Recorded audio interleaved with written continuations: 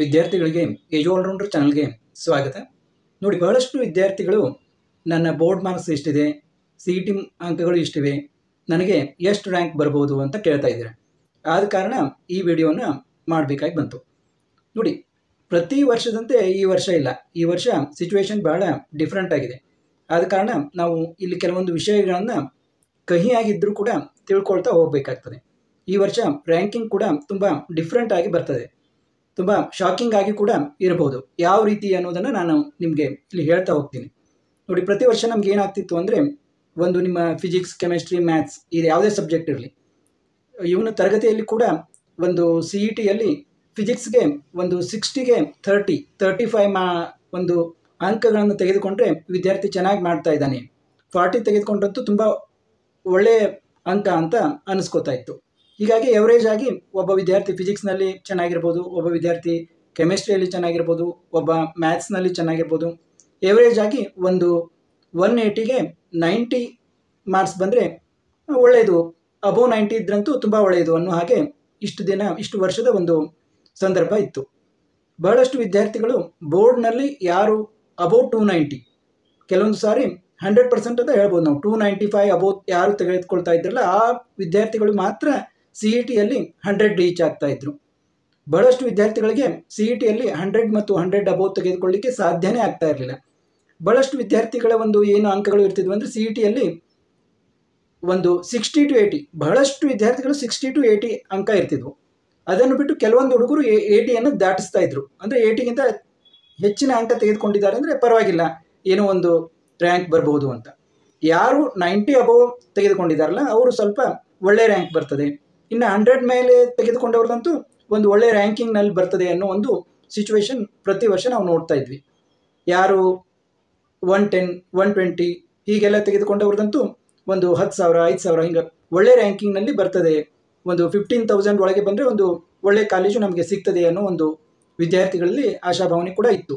ಮತ್ತು ಅದೇ ರೀತಿ ಇತ್ತು, ಯಾಕಂದರೆ ಯಾರು ಒಂದು ಬೋರ್ಡ್ನಲ್ಲಿ ಕಡಿಮೆ ಅಂಕ ತೆಗೆದುಕೊಳ್ತಾ ಇದ್ರಲ್ಲ, ಬೋರ್ಡ್ನಲ್ಲೇ ಇಷ್ಟು ಕಡಿಮೆ ಅಂಕ ತೆಗೆದುಕೊಂಡಿದ್ದಾನೆ, ಇನ್ನು ಸಿ ಇ ಟಿಯಲ್ಲಿ ಏನು ತೆಗೆದುಕೊತಾನೆ ಅಂತಂದರೆ, ಸಿ ಇ ಟಿ ಒಂದು ಎಕ್ಸಾಮ್ ಡಿಫಿಕಲ್ಟಿ ಲೆವೆಲ್ಲೇ ಆಗಿತ್ತು.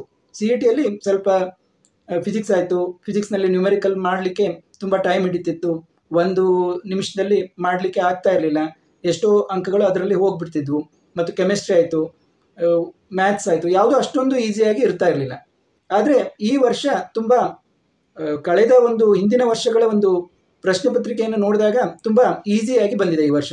ಬಹಳಷ್ಟು ಹುಡುಗರು ಏನು ಹೇಳ್ತಾ ಇದ್ದಾರೆ ಅಂದರೆ, ನನಗೆ 100 ಬಿದ್ದಿದೆ, ನನಗೆ 110, 122. ನಮ್ಮಲ್ಲಿ ಒಬ್ಬ ವಿದ್ಯಾರ್ಥಿ ಅಂತೂ ತೀರಾ ಏನು ಬ್ರಿಲಿಯಂಟ್ ವಿದ್ಯಾರ್ಥಿ ಅಲ್ಲ, ಅವರು ನನಗೆ 158 ಬರ್ತಾ ಇದೆ ಮಾರ್ಕ್ಸು, ನಾನು ಎಲ್ಲ ಕೀ ಆನ್ಸರ್ ಚೆಕ್ ಮಾಡಿದ್ದೀನಿ ಅಂತ ಹೇಳ್ತಾ ಇದ್ದಾರೆ. ಹೀಗೆ ಬಹಳಷ್ಟು ವಿದ್ಯಾರ್ಥಿಗಳ ಅಂಕ 100 ಮತ್ತು 100 ಅಬೋವ್ ಇದೆ. ಹಿಂದಿನ ಏನು ವರ್ಷಗಳಲ್ಲಿ ತುಂಬ ಬ್ರಿಲಿಯಂಟ್ ಆಗಿರೋರು ಯಾರು ಬೋರ್ಡ್ನಲ್ಲಿ ಬೋರ್ಡ್ ಎಕ್ಸಾಮ್ ಆದ ತಕ್ಷಣ ಬಂದು ತುಂಬ ಕರಾರುವಕ್ಕಾಗಿ ಹೇಳ್ತಿದ್ರು, ಸರ್ ನನಗೆ ಮ್ಯಾಥ್ಸ್ನಲ್ಲಿ 1 ಅಂಕ ಹೋಗ್ಬೋದು, ಫಿಸಿಕ್ಸ್ನಲ್ಲಿ 1 ಅಥವಾ 2 ಅಂಕ ಹೋಗ್ಬೋದು, ಕೆಮಿಸ್ಟ್ರಿಯಲ್ಲಿ 1 ಅಂಕ ಹೋಗ್ಬೋದು, ಇಲ್ಲ ನನಗೆ 100ಕ್ಕೆ 100 ಬೀಳ್ತವೆ ಅನ್ನುವಂಥ ಏನೊಂದು ತುಂಬ ಹಾರ್ಡ್ ವರ್ಕಿಂಗ್ ಬ್ರಿಲಿಯಂಟ್ ಸ್ಟೂಡೆಂಟ್ಸ್ ಏನಿದ್ರು ಅವರು ಮಾತ್ರ ಸಿ ಇ ಟಿಯಲ್ಲಿ ತುಂಬ ಚೆನ್ನಾಗಿ ಮಾಡಿರ್ತಾ ಇದ್ರು. ಆದರೆ ಈ ವರ್ಷ ತುಂಬ ಎವರೇಜ್ ಇರುವಂಥ ಹುಡುಗರು ಕೂಡ ನಮ್ಮ ಅಂಕಗಳು 100 ಬಂದಿದ್ದೇವೆ, 100ಅನ್ನು ನಾವು ದಾಟಿಸಿದ್ದೀವಿ ಅನ್ನೋ ಒಂದು ಮಾತುಗಳನ್ನು ಹೇಳ್ತಾ ಇದ್ದಾರೆ. ಆದ ಕಾರಣ ಈ ಒಂದು ಎಲ್ಲ ಇದನ್ನು ಸಿಚುವೇಶನ್ ನಾವು ನೋಡಿದಾಗ ಯಾವ ರೀತಿ ನಿಮ್ಮ ಸ್ಕೋರ್ ಬರ್ಬೋದು ಅನ್ನೋದನ್ನು ಈಗ ನಾವು ನೋಡೋಣ. ಇಲ್ಲಿ ನೋಡಿ, ಇಲ್ಲಿ ಸಿ ಇ ಟಿ ಮಾರ್ಕ್ಸ್, ಕೇವಲ ಸಿ ಇ ಟಿ ಮಾರ್ಕ್ಸ್ ಮತ್ತು ರ್ಯಾಂಕ್ಗಳನ್ನು ತೋರಿಸಲಾಗಿದೆ. ಇದೊಂದು ಹಳೆಯ ರೀತಿಯ ಒಂದು ಪ್ರೆಡಿಕ್ಷನ್. ಇಲ್ಲಿ ಏನು ನಾವು ನೋಡ್ತಾ ಇದ್ದೀವಿ ಅಂತಂದರೆ,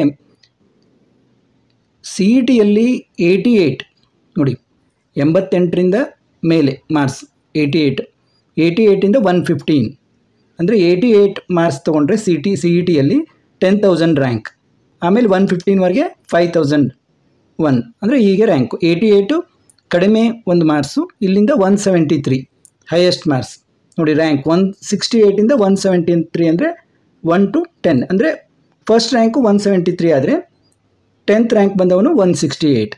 ಈ ರೀತಿ ನೀವು ತಿಳ್ಕೊಬೇಕು, ಇದನ್ನು ಸ್ವಲ್ಪ ಲಕ್ಷ್ಯ ಕೊಟ್ಟರೆ ನಿಮ್ಗೆ ಗೊತ್ತಾಗ್ತದೆ. 11 to 100 ರ್ಯಾಂಕ್ ನೋಡಿರಿ, 169 11th ರ್ಯಾಂಕು, 100 157 ಬಿದ್ದವನಿಗೆ 100th ರ್ಯಾಂಕು ಅಂತ. ಈ ರೀತಿ ಇಲ್ಲಿ ಒಂದು ಏನು ಪ್ರೆಡಿಕ್ಷನ್ ಇದೆ ಅಂತಂದರೆ, ಸಿ ಇ ಟಿಯಲ್ಲಿ ಯಾರು 88 ಮೇಲೆ ಮಾರ್ಕ್ಸ್ ತೆಗೆದುಕೊಳ್ತಾರೆ ಅವರು ಬೋರ್ಡ್ನಲ್ಲಿ ಚೆನ್ನಾಗಿ ತೆಗೆದುಕೊಂಡಿರ್ತಾರೆ ಅಂತ. ಅಂದರೆ C E T difficulty level ಹಾಗಿರ್ತಾ ಇತ್ತು. ಇಲ್ಲಿ ಬೋರ್ಡ್ ಮಾರ್ಕ್ಸು ಅವ್ರದ್ದು 295 ಮತ್ತು ಅದರ ಅಬೋವ್.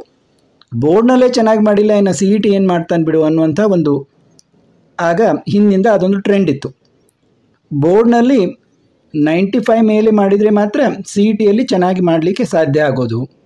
ಬಹಳಷ್ಟು ಹುಡುಗರು ಏನು ಮಾಡ್ತಾಯಿದ್ರು, 60 to 80 ಇದೊಂದು ಡೇಂಜರ್ ಝೋನ್. ಎಲ್ಲರೂ 60 to 80 ಸಿ ಇ ಟಿಯಲ್ಲಿ 60 to 80 ಅಷ್ಟೇ ಸ್ಕೋರ್ ಮಾಡಲಿಕ್ಕೆ ಸಾಧ್ಯ ಆಗ್ತಿದ್ದಿತ್ತು. ಯಾರು ನಿಯರ್ 90 ಅಂದರೆ ಆಲ್ಮೋಸ್ಟ್ ಹಾಫ್ 180ಗೆ 90 ತೆಗೆದುಕೋತಾರೆ ಅಂದರೆ ಅದೊಂದು ಗುಡ್ ಸ್ಕೋರ್ ಅಂತಲೇ ಕನ್ಸಿಡರ್ ಆಗ್ತಾ ಇತ್ತು. ಆದರೆ ಇದು ಈ ವರ್ಷ ಅಪ್ಲಿಕೇಬಲ್ ಆಗೋದಿಲ್ಲ. ಈ ವರ್ಷದ ಒಂದು C E T difficulty level ನೋಡಿದರೆ ಅಪ್ಲಿಕೇಬಲ್ ಆಗೋದಿಲ್ಲ. ಇಲ್ಲಿ ನಾನು ನಿಮಗೆ ಉದಾಹರಣೆ ತೋರಿಸ್ತೀನಿ ಇನ್ನೊಂದು. ಇಲ್ಲಿ ನೋಡಿ, board plus C E T marks effect on final rank ಅಂತ. ಇಲ್ಲಿ ನೋಡಿ ಎಲ್ಲ ಸ್ಟೂಡೆಂಟ್ಸ್ ಹೇಗಿದ್ದಾರೆ ಅಂತಂದರೆ, ಬೋರ್ಡ್ ಮಾರ್ಕ್ಸ್ ನೋಡಿ 297, ಇಲ್ಲಿ K C E T P C M 139, rank 387 ಬಂದಿದೆ. ಇಲ್ಲೂ ನೋಡಿ ಈ ಸ್ಟೂಡೆಂಟದ್ದು 297 ರ್ಯಾಂಕ್, 137 ಪಿ ಸಿ ಎಮ್ 456 ಬಂದಿದೆ ರ್ಯಾಂಕ್. ಇಲ್ಲಿಯೂ ಕೂಡ 297 ರ್ಯಾಂಕ್. ಇಲ್ಲಿ ನೋಡಿ 295ಗಿಂತ ಕಡಿಮೆ ರ್ಯಾಂಕ್ ಯಾರ್ದೂ ಇಲ್ಲ. ಎಲ್ಲರೂ ಇಲ್ಲಿ ಕಡಿಮೆ ಅಂದರೆ 130ಇಂದ 149 ಸ್ಕೋರ್ ಮಾಡಿದ್ದಾರೆ. ಹೀಗೆ ರ್ಯಾಂಕ್ ಬಂದಿದ್ದಾವೆ. ಅಂದರೆ ಇಲ್ಲಿ ನಾವು ಗಮನಿಸಬೇಕಾದಂದರೆ ಬೋರ್ಡ್ ರ್ಯಾಂಕು 295 ಕೆಳಗಡೆ ಯಾರ್ದೂ ಇಲ್ಲ. ಈಗ ಕೆ ಸಿ ಇ ಟಿಯ ಪರ್ಸೆಂಟೇಜನ್ನು ಯಾವ ರೀತಿ ಕ್ಯಾಲ್ಕುಲೇಟ್ ಮಾಡೋದು ಅಂತ ಹೇಳ್ತಾ ಇದ್ದೀನಿ. ಇದು ನಿಮಗೆ ಈಗಾಗಲೇ ಗೊತ್ತಿರ್ಬೋದು. ಗೊತ್ತಿರದವರು ನೋಡಿ, ಇಲ್ಲಿ ಬೋರ್ಡ್ ಪಿ ಸಿ ಎಮ್ ಮಾತ್ರ ತೆಗೆದುಕೋತಾ ಇದ್ದೀನಿ. ಈಗ ನಾವು ಇಂಜಿನಿಯರಿಂಗ್ ಬಗ್ಗೆ ಮಾತಾಡ್ತಾ ಇರೋದ್ರಿಂದ ಪಿ ಸಿ ಎಮ್ ಪರ್ಸೆಂಟೇಜ್ ಮಾತ್ರ ತೆಗೆದುಕೋತಾ ಇದ್ದೀನಿ. ನೋಡಿ, ಫಿಸಿಕ್ಸ್ 96, ಕೆಮಿಸ್ಟ್ರಿ 98 ಮತ್ತು ಮ್ಯಾಥ್ಸ್ 99 ತೆಗೆದುಕೊಂಡಿದ್ದಾರೆ ಅಂತ ಅಜಂಪ್ಷನ್ ಮಾಡ್ಕೊಳ್ಳಿ. ಟೋಟಲ್ ಎಷ್ಟಾಯಿತು? 293. ಈ 293ನ 300 ಅಂದರೆ 3ಇಂದ ನಾವು ಡಿವೈಡ್ ಮಾಡಿದರೆ 97.6% ಬರ್ತದೆ. 97.6% ಬಂದಾಗ ಅದನ್ನು ಮತ್ತೆ ನಾವು 2ದಿಂದ ಡಿವೈಡ್ ಮಾಡಬೇಕು. ಅದನ್ನು ಡಿವೈಡ್ ಮಾಡಿದಾಗ 48.8% ಇದು ನಾವು ಸಿ ಇ ಟಿಗೆ ತೆಗೆದುಕೊಳ್ಬೇಕಾಗಿರೋದು ಬೋರ್ಡಿಂದ ನಾವು ಲೆಕ್ಕದಲ್ಲಿ. ಆಮೇಲೆ ಇಲ್ಲಿ K C E T P C M ನೋಡಿ, ಅದನ್ನು ಕೂಡ 50% ತೊಗೋಬೇಕು. ನೋಡಿ, ಫಿಸಿಕ್ಸ್, ಕೆಮಿಸ್ಟ್ರಿ, ಮ್ಯಾಥ್ಸ್ ಎಲ್ಲ ಕೂಡಿ 98 ಮಾರ್ಕ್ಸ್ಗಳು ಆ ವಿದ್ಯಾರ್ಥಿಗೆ ಬಿದ್ದಿದ್ದಾವೆ ಅಂತ ತಿಳ್ಕೊಳ್ಳಿ. 98 ಮಾರ್ಕ್ಸ್ ಟೋಟಲ್. ಅದನ್ನು 180 ಮಾರ್ಕ್ಸ್ ಅಂದರೆ 1.8 ಹೇಗೆ ಅದನ್ನು ಪಿ ಸಿ ಎಮ್ಮಲ್ಲಿ ಬೋರ್ಡ್ನಲ್ಲಿ 3ಇಂದ ನಾವು ಭಾಗ ಮಾಡಿದ್ವಿ, ಡಿವೈಡ್ ಮಾಡಿದ್ವಿ. ಇಲ್ಲಿ 180 ಇರೋದ್ರಿಂದ 1.8ಇಂದ ನೀವು ಡಿವೈಡ್ ಮಾಡಬೇಕು. ಆವಾಗ ಏನಾಗ್ತದೆ, ಈ 98ಅನ್ನು 1.8ದಿಂದ ಡಿವೈಡ್ ಮಾಡಿದಾಗ 54.4% ಬಂತು. ಈ 54.4%ನ್ನು ಮತ್ತೆ ನಾವು 2ದಿಂದ ಡಿವೈಡ್ ಮಾಡಬೇಕು.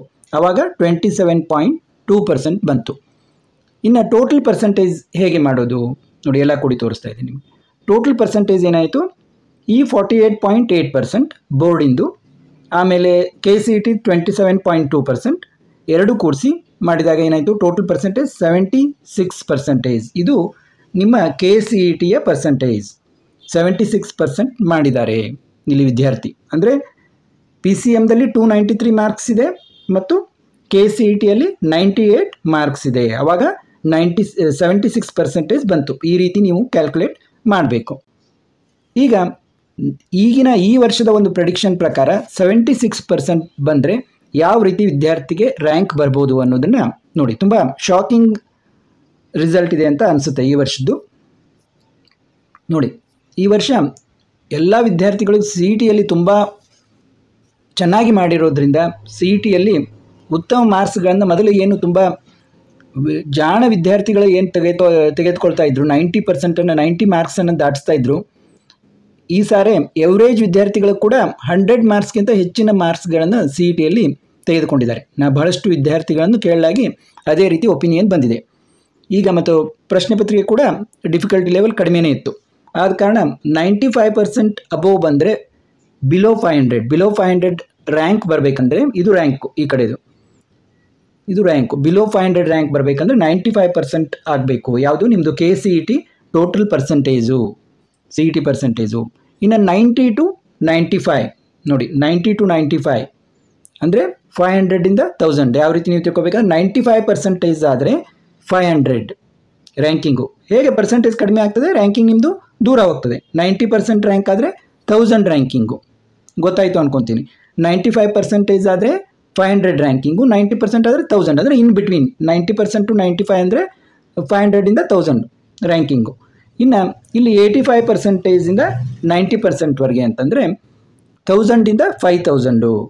ಯಾರ್ದು 90% ಬಂತ ಅವ್ರದ್ದು 1000, ಯಾರ್ದು 85% ನಿಯರ್ ಇರ್ತದಲ್ಲ ಅವ್ರದ್ದು ಅರೌಂಡ್ 5000, ಅಂದರೆ ಇನ್ ಬಿಟ್ವೀನ್ ಬರ್ತದೆ. ಇನ್ನು 85 to 80%, 5000 to 10,000. ನೋಡಿ, ನೀವು 80% ಮಾಡಿದರೂ ಕೂಡ ನಿಮ್ಮ ರ್ಯಾಂಕ್ ಅರೌಂಡ್ 10,000 ಬರ್ತದೆ. ಇನ್ನು 80 to 75%, ಅಂದರೆ 75ಇಂದ 80%, 75% ಮಾಡಿದರೂ ಕೂಡ ನಿಮ್ಮ ರ್ಯಾಂಕಿಂಗು 20,000 ಬರಲಿದೆ. ಈಗ ನಾವು ಒಂದು ಕ್ಯಾಲ್ಕುಲೇಷನ್ ಮಾಡಿದ್ವಿ, ಈ ಇದರ ಪ್ರಕಾರ ಅವ್ರದ್ದು ಏನು ಬರ್ಬೋದು, ಒಂದು 19,000 ಅವರ ರ್ಯಾಂಕಿಂಗು ಬರ್ಬೋದು. ಎಷ್ಟಿದ್ರೆ 76% ಇದ್ದರೂ ಕೂಡ 19,000 ರ್ಯಾಂಕಿಂಗ್ ಬರ್ಬೋದು. ಇನ್ನು 70 to 75,000. ನೋಡು, ನಾನು ಈಗ ಬರ್ತಾ ಸ್ವಲ್ಪ ಡೇಂಜರ್ ಝೋನ್ ಅನ್ನೋದ್ರಿಂದ ಸ್ವಲ್ಪ ರೆಡ್ ಮಾಡ್ತಾ ಹೋಗಿದ್ದೀನಿ. ಇಲ್ಲಿ 70 to 75% ಇದ್ದಾಗ ನೋಡಿ, 70% ಇದ್ದಾಗ ಅರೌಂಡ್ 40,000, 75 ಇದ್ದಾಗ ಅರೌಂಡ್ 20,000 ರ್ಯಾಂಕ್ ಬರಬೇಕಂದ್ರೂ ಕೂಡ ನೀವು 75% ಸ್ಕೋರ್ ಮಾಡಬೇಕು. ಇನ್ನು 65 to 70 ನೋಡಿ, 65% ಮಾಡಿದಾಗ ನಿಮ್ಮ ರ್ಯಾಂಕು 90,000ವರೆಗೆ ಕೂಡ ಇಳಿಬೋದು. 70% ಮಾಡಿದಾಗ ಅರೌಂಡ್ 40,000 ಇರ್ಬೋದು. ಈ ರೀತಿ ಈ ಸಾರಿ ಒಂದು ಶಾಕಿಂಗ್ ರಿಸಲ್ಟ್ ಬರಲಿದೆ ಅಂತ KCETದು ಅನಿಸ್ತಾ ಇದೆ. ಏಕೆಂದರೆ ಬಹಳಷ್ಟು ವಿದ್ಯಾರ್ಥಿಗಳು ಅಬೋವ್ 100 ಸ್ಕೋರನ್ನು ಮಾಡಿದ್ದಾರೆ. ನಿಜವಾಗಿ ಇದು ಒಂಥರ ರ್ಯಾಂಕಿಂಗು, ಅನ್ಎಕ್ಸ್ಪೆಕ್ಟೆಡ್ ರ್ಯಾಂಕಿಂಗು. ಎಲ್ಲ ಏನು ಇದು ಪ್ರೆಡಿಕ್ಷನ್ ಇದೆಯಲ್ಲ, ಅದನ್ನು ದಾಟಿ ರ್ಯಾಂಕಿಂಗ್ ಬರ್ತಾ ಇದೆ ಅಂತ ಅನಿಸ್ತದೆ.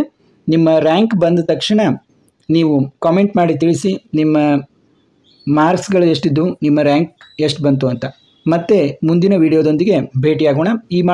ಈ ವಿಡಿಯೋವನ್ನು ಮಾಡೋ ಉದ್ದೇಶ ಅಂದರೆ ನೀವು ಮೊದಲೇ ಪ್ರಿಪೇರ್ ಆಗಿರಬೇಕು, ಅಂದರೆ ಒಂದು ಪ್ಲ್ಯಾನ್ ಮಾಡ್ಕೊಂಡಿರಬೇಕು, ಇಷ್ಟು ರ್ಯಾಂಕ್ ಬಂದರೆ ನಾನು ಏನು ಮಾಡಬೇಕು ಅಂತ. ಯಾವುದು ನಿಮಗೆ ಒಂಥರ ಸರ್ಪ್ರೈಸ್ ಆಗಬಾರ್ದು ಅನ್ನೋದು ಕಾರಣಕ್ಕೆ ಈ ವಿಡಿಯೋವನ್ನು ಮಾಡಿದ್ದು. ಮತ್ತೆ ಮುಂದಿನ ವಿಡಿಯೋದೊಂದಿಗೆ ಭೇಟಿಯಾಗೋಣ.